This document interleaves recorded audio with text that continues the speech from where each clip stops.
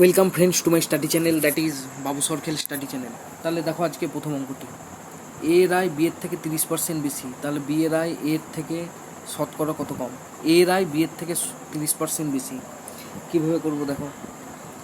30% সমান 30/100 হলো, 0 0 কেটে দাও, তাহলে কত থাকলো 3/10।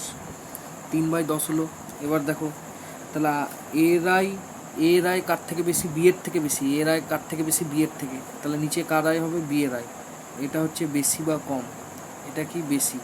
তাহলে বি যদি 10 হয়, এ কত হবে, 10 + 3 সমান হচ্ছে 13। 10 + 3 সমান হচ্ছে 13। ঠিক আছে, নেক্সট দেখো।